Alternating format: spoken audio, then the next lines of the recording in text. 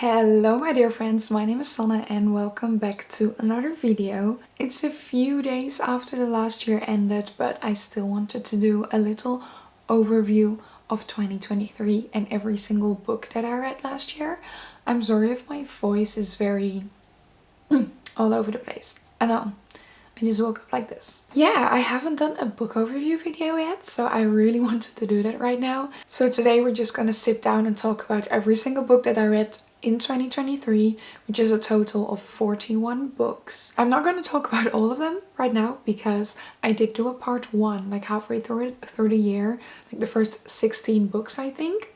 So we're only going to do like the second half of 2023, but I'll link the video up here so you can watch that part first if you want to go over those books first, and then we're going to talk about all the other books today. I do want to give a little disclaimer right now that there are some books that I'm not going to talk about because there's currently a St. Martin's Press boycott going on. You can read up on that if you want to, but I'm not going to be talking about the books of any of the publishing agencies that fall under St. Martin's Press, which you may notice throughout this video because we're not going to like I said, I did read 41 books, but we're not going to talk about all of them, so you're gonna miss a few, plus there's a few in there that I absolutely love that I did talk about in previous videos already. So you're probably gonna notice that I'm not talking about them, but hopefully in the future St. Martin's Press makes a wise decision and we can talk about those lovely books again.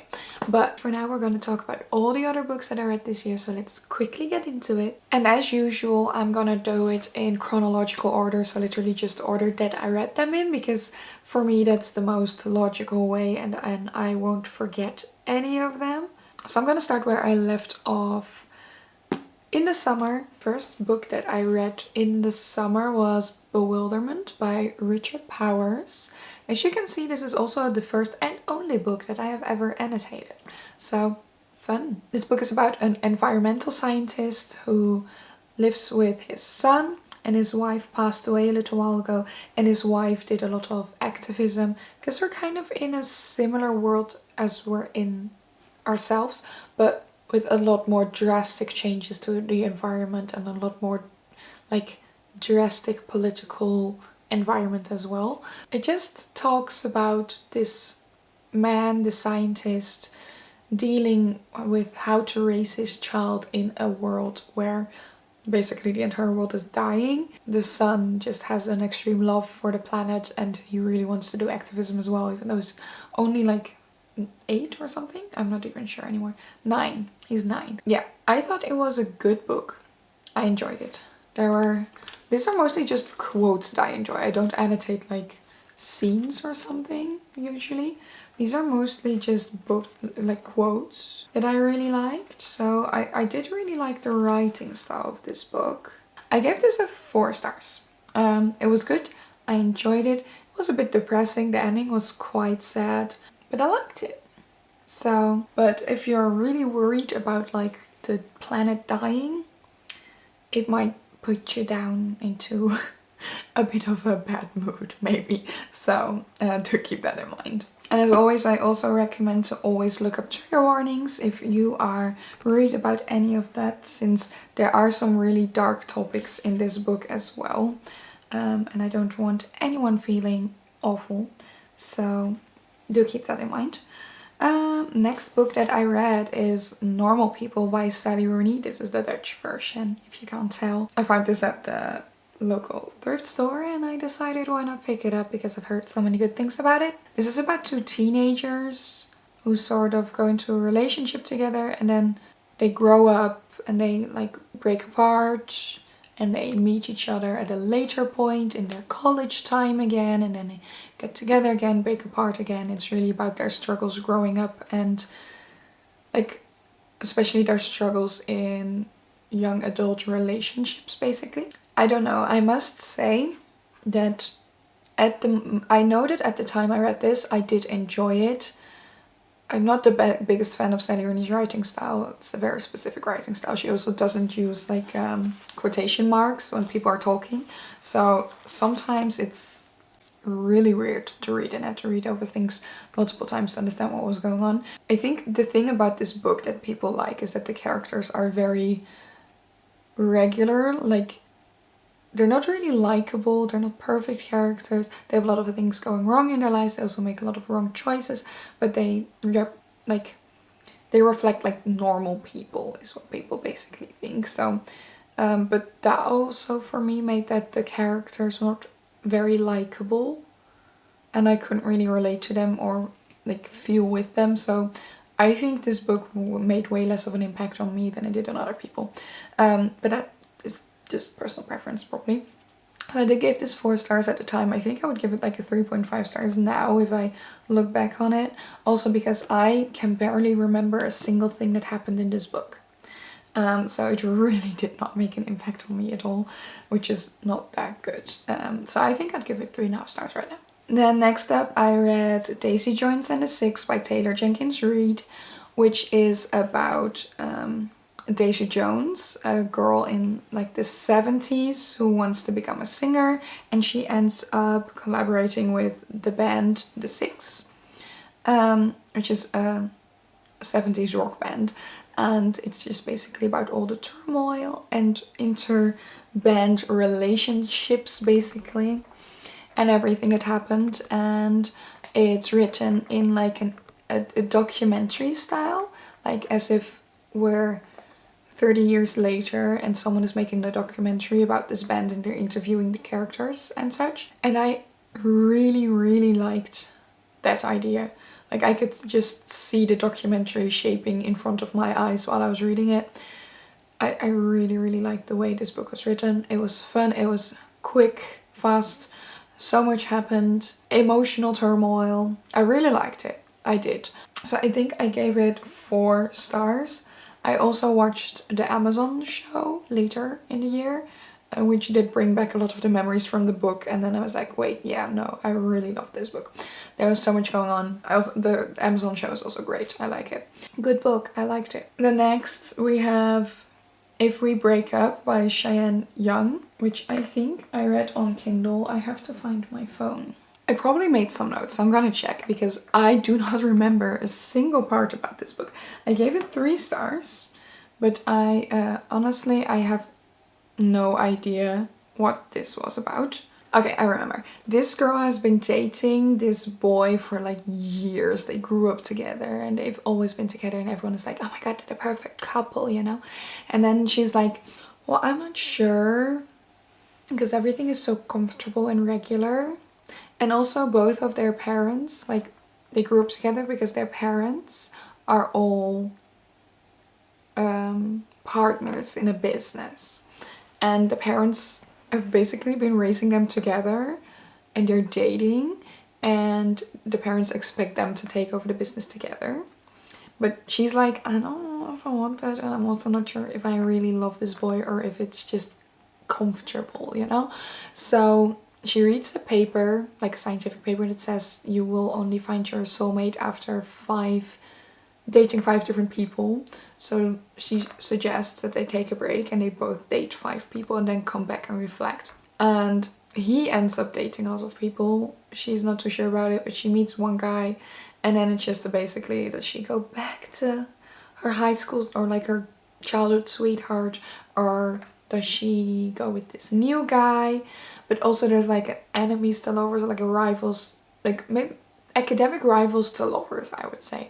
The thing, like from the notes that I just read that I made myself, that I do not remember, the rivals to lovers arc was done really poorly. Like she was like, I don't like you, you're stupid, you're not a good guy, like you're annoying, I want to be better than you in class, blah blah blah blah blah. Oh, but he's kind of cute though, maybe I should be nice to him for once. Oh, he's kind of cute, okay, and now I'm fully in love with him. You know, there was no build up, there was no like gradual falling in love, seeing his good side, whatever. It was literally just like, oh, but he's kind of cute, I should give him a chance, and that's it. So I in my opinion, it wasn't done well. I need more of like a slow burn, enemies to lovers kind of thing, and not just we're enemies and now suddenly we're besties and we love each other, you know? And the book also was clearly not edited very well. There were a lot of mistakes, a lot of, like, at one point she says, since I overheard my name, I have to jump into this conversation. But the person who was having a conversation with someone else, they did not say her name at all. And she's like, I heard my name, so I'm jumping in. So I feel like the editing was just not done well. So I gave this, I think, 3 stars back then. Which in my opinion is, I enjoyed it. I did read through the entire book and I wanted to finish it.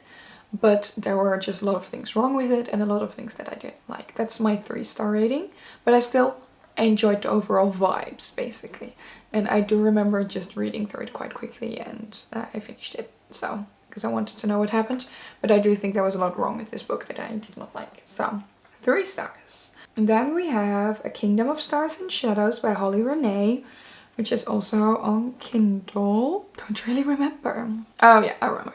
This girl, this is like a fantasy book. And this girl is basically, I think she's like some sort of princess or something. And she is married off to the prince of a different kingdom. So at a certain point she gets basically picked up by the guard of that kingdom to bring her over to the prince to get married. She doesn't want to, so she tries to escape, but then the guard has to catch her, and he's like a cool, grumpy, cool guy, basically. And she ends up falling in love with him, and it all happens so fast. I think it was an enjoyable book. I gave it 4 stars. Like when I look back at it, I'm not sure if I would, because I don't remember most of it, but I did enjoy it, so maybe like a 3.5. Not very generous with my star ratings this year. Did enjoy it. It went a bit fast sometimes, and it did feel like it was very smutty, and I feel like the book was mainly like built around the smut, you know? Like we made a book just to have the smut. But it was fine.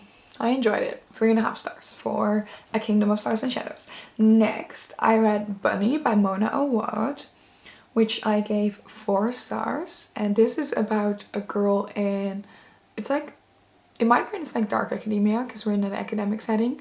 We're at a college or university. And it's about this girl who always has like, sees this group of very popular-ish, like almost Mean Girls type girls. It's like a girl group, I think there's 4 of them. And they each call each other Bunny. She's like very like either jealous or she doesn't really like the group or both, and at one point she sort of like works herself into the group. So it's kind of really like Mean Girls, but at like an insane level because stuff happens. It's like Frankenstein, whatever. It's so weird. You have no idea what's going on basically, but all of it is also sort of a metaphor for writing and plagiarism and whatever. It's really interesting. I really did enjoy it, and after I finished reading it, it did remain on my mind for a long time, and I did some like reading on Reddit on like what everything meant and whatever. I was like invested in this book. I thought it was really good. So I gave it 4 stars, which may be even a 4.5, but I did really like it and I do really want to read more of Mona Awad. The next I read Wrong Text, Right Love by Claudia Bergoa, which is like my worst rated book of this year. Not completely, because I did the Ineffable book, but I gave it 2 stars, and I also read it on Kindle. It was on like a Stuff My Kindle Day book. I kind of just put this all in the back of my mind. I didn't want to think, I did not like this book. She just happens to drunk text a number because she wants to drunk text her ex-boyfriend, but she drunk texts a different number and they end up talking a lot. It's a dual POV romance. Basically the love interest is also this really weird alpha male kind of person who basically just hates women and hates specific job, and he is only in the market to dine and dash women basically. I didn't like the writing. The writing was awful. There's like, oh yeah, I also think, yeah, the main character, she's like a blogger, but she blogs about relationships and being and dating and whatever, and giving dating advice, I think. Or she does podcasts, that's it. So it's very much, he's an annoying alpha male and she's a quirky but different influencer who can change his mind. I did not like a single thing about this book. The writing was awful. The words were so cringy. The main character, you're supposed to like him and root for them coming together, but I despised him so much. No, 2 stars. Did not enjoy. But we made up for that because the next book I read was I'm Glad My Mom Died by Jeanette McCurdy, and I gave it 5 stars. It's one of the very few 5-star reads this year. I only have 3. I'm Glad My Mom Died by Jeanette McCurdy. It's an autobiography by Jeanette McCurdy, who played Sam in iCarly. I find this very annoying because that's the way you're kind of like always advertising this book, because you know everyone knows Sam from iCarly. It's very interesting to read this book to see her perspective, but then you figure out that she never really wanted to act anyway, and she hated it, and she hates being known as Sam from iCarly. So it kind of is like the opposite effect, I guess. I don't know. But this was such a good book. I'm usually not like a biography type of person, but the way she writes is so witty, so funny, but also so deep, and she talks about so many of the deep issues she had in her life that no one knew about, or at least in the public eye no one knew about. I don't know, it feels like really brave to bring out a picture like this of herself. She mentioned in the book that everything she always wanted to do was be a writer or a screenplay writer, and this just shows her writing is so good. It's so entertaining and it makes you feel so many things. She's such a good storyteller. It still feels like you're reading a story about someone, even like a made-up story, even though it's her life. And it's just so interesting and entertaining. A 5-star read. I definitely recommend this one, as like, even if you don't like biographies like I do. I don't like to read non-fiction usually, but this is such a good read, and it's so interesting to see more of, you know, the behind the scenes of Hollywood and how detrimental that can be for a person. The next, I read this one, the Dragonet Prophecy by From the Wings of Fire series. This is a series of 15 books. I own the first 2, so I'm still reading the second one. I need to finish that sometime. So. Anyway, I got this in Japan because I thought it looked cute. It is also very much a teenage book. I don't know. It's not even young adult. It's just 12 and up, which is very weird to me because it's advertised as like a very much for children fantasy series. It's about dragons. But in this case, the dragons are the main characters. And they all have like their different kind of dragons. And it's about 5 dragons, 5 child dragons that grew up together somewhere hidden away in a mountain. And they've been told that they are the dragonets of the prophecy that are supposed to basically end the ongoing war and designate the new queen of the Dragonlands. I think it's very fun written. It is very much a children's book, so you read through it very quickly. The thing that I don't get about it being a children's book, this shit's gory. Like, there's people, like dragons being like brutally murdered in battles and whatever. They do not shy away from the details, but then the writing is very childish, so it feels very weird to me. But I did enjoy it very much. It's a very fun book, and I do need to read the rest of the series at one point, so we'll get to that. I gave it 4 stars. The next, I read The Painton Queen as an arc from Monica Booth. I did read The Gardener Kings last year from Monica Booth, which is a very interesting series, which I have a few videos up on my channel about. So I was very interested to read a new book by Monica Booth, and this is a standalone fantasy. So this girl works as the first maid of the queen of this country, and they're both like 17 years old, and the thing is that the queen never goes out in public without having her face completely painted with beautiful paintings.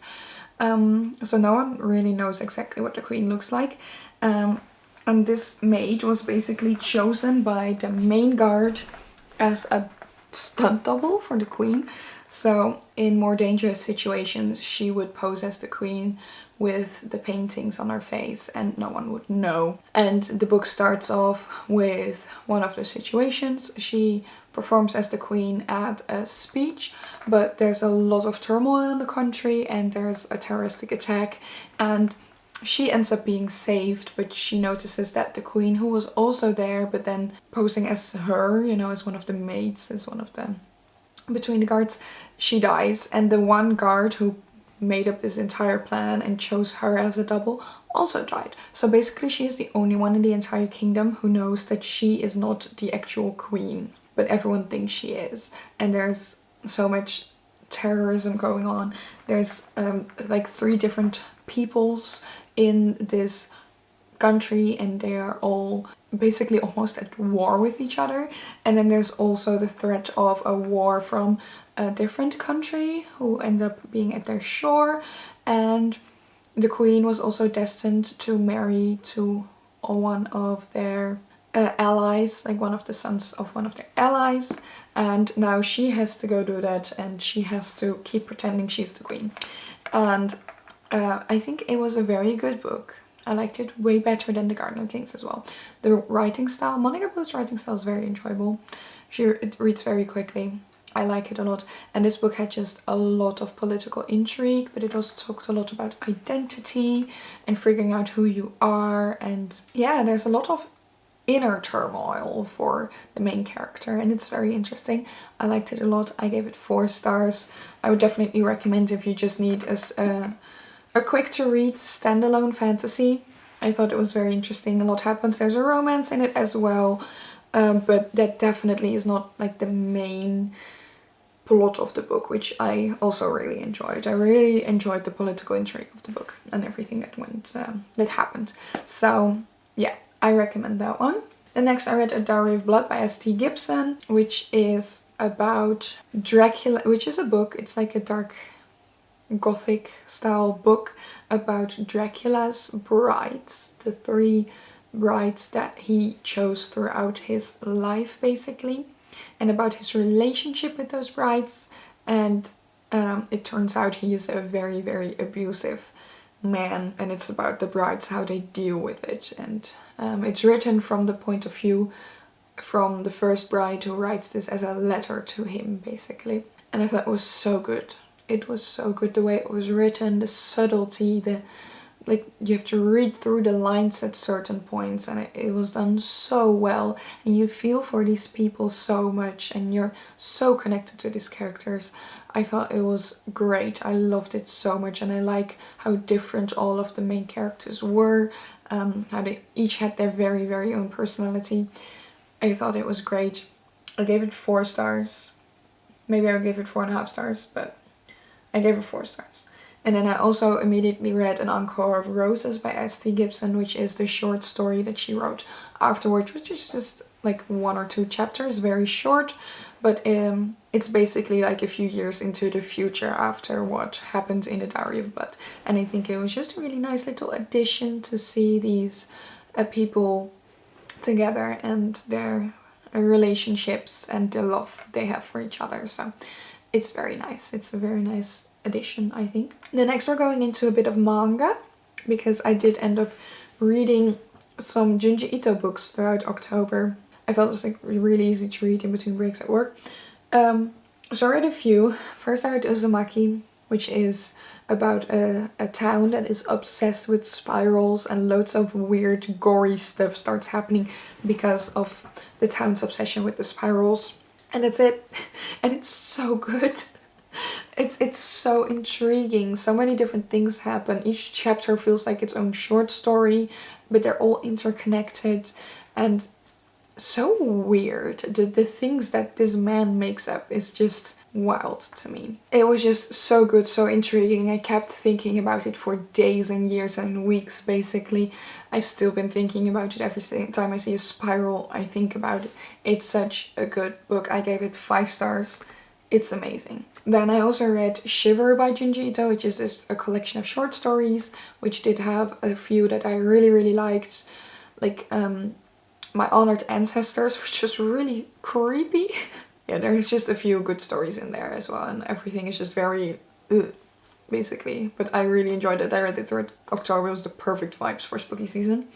And I also read Tomy, which is also a great collection of his short stories about a girl who is so beautiful that every man obsesses over her and wants to kill her because she's just so beautiful. And it's basically like they need to have her and they feel the urge to kill her. But then she also basically almost uses that as, in a parasitic way, every time she's killed, the pieces that are left over, they regenerate into a new version of her. It's really weird, but it's so good, and it's commentary on the world's obsession with teenage girls and schoolgirls and whatever. It's really good. I loved it. 4 stars. Then I also, the final Junji Ito book that I read was Gyo, which is about, we're in Japan, and suddenly very rotten smelling, stinky, dying fish on mechanical legs start running out of the sea and killing people. And that's it. That's all you need to know. There's sharks on legs, basically. And it's weird, it's fun. It's that one really made me shiver at some points. Like that one is actually like grossed me out so much. But it was really good as well. The storytelling, the imagery, it's beautiful. His drawing style is so cool. Loved it. 4 stars. So that's all the manga that I read so far.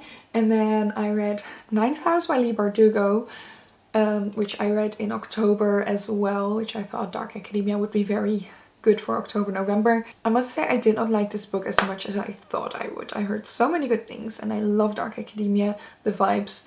I thought it was great. But with this book, the thing is, it was good. Every time I was reading it, I enjoyed it. And the storyline was really good. I really enjoyed the magic system in the book.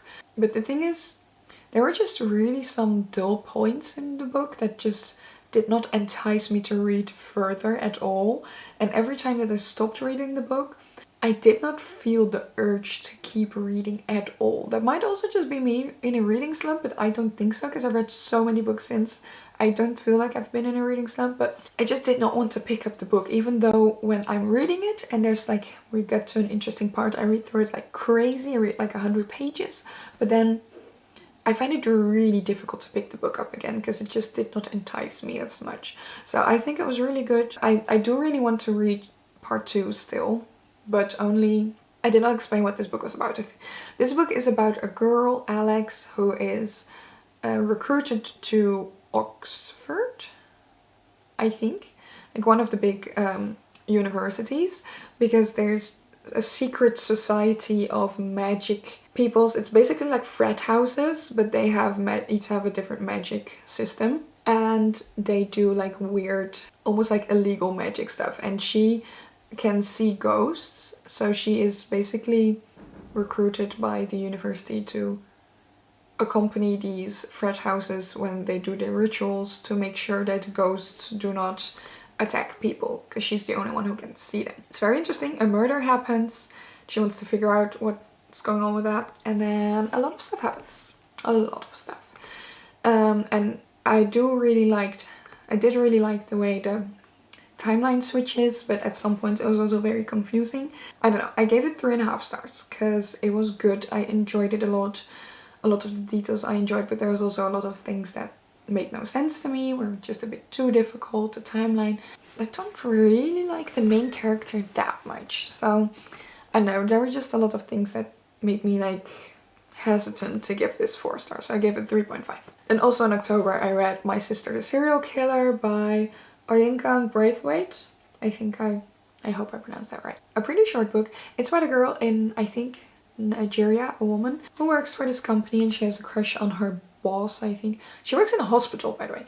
She has a crush on one of the doctors, that's it. She has a sister, and obviously her sister is a serial killer, as according to the name of the book. The thing is that her sister just basically always ends up killing every single guy that she's in a relationship with, and she always says that it's self-defense or whatever, and the main character always ends up helping her sister out and getting rid of the evidence and whatever. And the book is basically just her struggling with that, like, am I doing the right thing? Especially in her culture over there, it's very important that your family comes first, so you have to help your family, you have to stand by them at all times. So she's very much struggling between what's ethical, what's morally right, what's expected of her as an older sister. And then you get to the point where her sister is interested in that doctor that she has a crush on. So at that point she doesn't know what to do anymore, because what if her sister starts dating the doctor, because her sister is beautiful and she's not, and what if her sister ends up killing the doctor, you know? So she struggles with a lot of things, and it's basically just about that. And I did really like that. I do think there's absolutely no conclusion basically to the story at all. It's very much open, but I also feel like the characters, there was no character development throughout this story at all, like with a lot of thinking, a lot of challenging what's right, and then in the end not much changed basically. So I think it was a good book. I liked the way it was written. It was quite witty and fun to read, and it was a very, very quick read. Do I think it was very valuable? I'm not sure. So I gave it 3 stars, I think, or 4. I did give it 4. Well, it was very enjoyable, I must say. And it did give me, because I read it so quick after Tomy, for some reason Tomy in this book gave me very similar vibes as like we support women's wrongs, you know? So I did enjoy that. The next I read The Shining, finally, by Stephen King. For people who don't know yet, this book is about a man who becomes the winter overseer of the Overlook Hotel, which is a hotel in the mountains. And throughout the winter it snows so much that the hotel is not reachable by anyone. So the hotel closes up over the winter and he needs to take care of the hotel. But then what happens is that the hotel is haunted, and Jack's son he's like a sixth sense basically, and the hotel basically wants the son, and they manipulate Jack's brain into basically becoming a psychopath so the hotel can have the son or something like that. And I think this book is really good. It was very boring and excessive at a lot of points. There were a lot of pages that could be scrapped entirely. But I really enjoyed the way that the book was slowly built up, and you can slowly see Jack losing his mind to the hotel. Because I did watch the movie right afterwards, and the movie does not convey that at all. I felt the movie was so extremely boring and not well done compared to what I just read in the book basically. I gave the book 4 stars. I enjoyed it very much. Then at the beginning of the colder times here, I read A Court of Frost and Starlight, because I still did not finish the ACOTAR series. I finished the main series but not the spin-offs. So I did read A Court of Frost and Starlight, which was just a very enjoyable little read in between about like the winter solstice in the Night Court, and it's just fun, very found family Christmas vibes basically, and they're just all there for each other, and it's cute and wholesome, and I love all of them. I love this family so much. So yeah, very enjoyable, 4 stars. I can't wait to read the final part. I want to read the final part this year, so I'm prepared for when hopefully part 6 comes out sometime soon.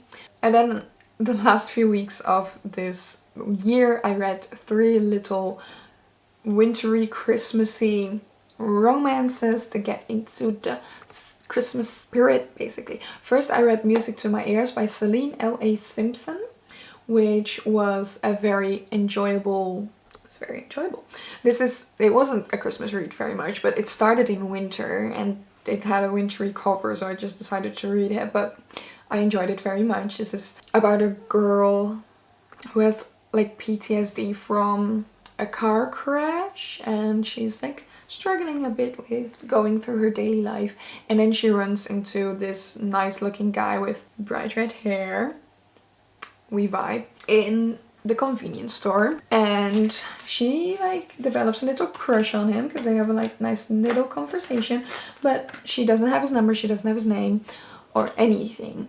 But then she figures out that he is world famous musician from a band that Lady Luck, I think. He's the frontman of one of the most famous bands at this moment, and she just did not know because she doesn't listen to any other music than classical music, because she's quirky like that, you know, because it's an emo rock band, so it was very much, you know, the teenage dream of getting to date the leader of your favorite emo rock band, but just a tiny bit different, and I felt like they were both very cute together. What I did not like was the third act breakup. It was just very much miscommunication trope, and then the main character just Like, even after miscommunication was done, she just dragged it on and dragged it on. Like, that was a bit unnecessary to me, and it felt like just a very unnecessary rift in their relationship, because the relationship until then was just perfect, and I would have also been perfectly content with them just being perfect like that and then ending the book. I did not need that third act breakup at all. Like, it did not, to me, it did not make their relationship stronger afterwards or something. Because I maybe changed a tiny bit, but in my opinion, it really wasn't that bad. They could have just stayed dating and stayed perfect, and it would have all been cozy and rosy and whatever, and it would also been fine. So I did really enjoy it. Did have some things that I did not really like. I gave it 3.5 stars. Then I just read Snowflakes and Sparks last week, which is, the fact that I read it last week and I just don't remember what it was about says enough. I gave it 2 stars. It's by Sophie Lee Robbins, and what happened? This is very much a small town Christmas romance. This girl who works in a bookshop in LA, and she wants to become a manager there, but to be able to do that she has to, as like an emergency, take up a manager position at a bookstore in a small town in Old Pine Cove in the mountains during Christmas. So she goes over there, rebuilds the bookshop basically, but she didn't really want to go back to Old Pine Cove because she was there when she was 16, and she had this like summer fling with this guy, and then, or holiday fling, and then she ruined Christmas for the entire village somehow, and she was afraid to go back, and also because she broke up with him over a letter, and that was a bit of a dick move, so she's very afraid to see him again. But of course she gets there, he lives right next to her, so he's basically the first person she sees over there. And then she's like, oh, but he's still cute. And he's acting like angry at her for doing all of that. But then, like, in a snap, suddenly he's just like, no, but I still really like you and I want to date you. And it's like, he acts like none of that happened or like mattered at all. Like the stuff that she was so worried about. And in the beginning, he was angry about it, but there was no like resolution, and then suddenly he wasn't angry about it anymore. Made no sense. And then they just start dating. There's again a very, very bad third act breakup that just made no sense to me. It's a very much miscommunication and wrong assumptions, which I don't like at all. I hate that trope. I finished it, but I didn't like it. 2 stars. And then last week I finally read also a Bookshop Christmas, which is also a small town romance in Christmas time. So this girl works for her parents' bookshop. This girl, she's a woman, I think she's like 35. And she works in her parents' bookshop after her husband passed away a few years back, and she's been like reclusing from society in the bookshop. And then one day she has like there's a book signing of this famous author, and he comes over and they fall in love. Basically that's it. And it's very cute. A lot of stuff happens. But also there's just a lot of stuff that I didn't really like. Like again, the third act breakup was so dumb. I don't know.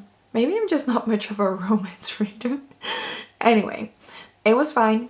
It was fun. I gave it 3 stars. It was a good Christmassy read for the last week of December, you know? And then finally, I also want to mention the book that I DNF'd this year, because I only DNF'd 1 book, but this is also the first book that I've ever DNF'd, because I do not DNF books usually. But this one was awful. And it's the 40-Year-Old Virgin Witch, which is just basically a porn setup or something, because it's about this witch, and she moved away from her coven, and she doesn't want to have her full powers, because then her coven can find her again.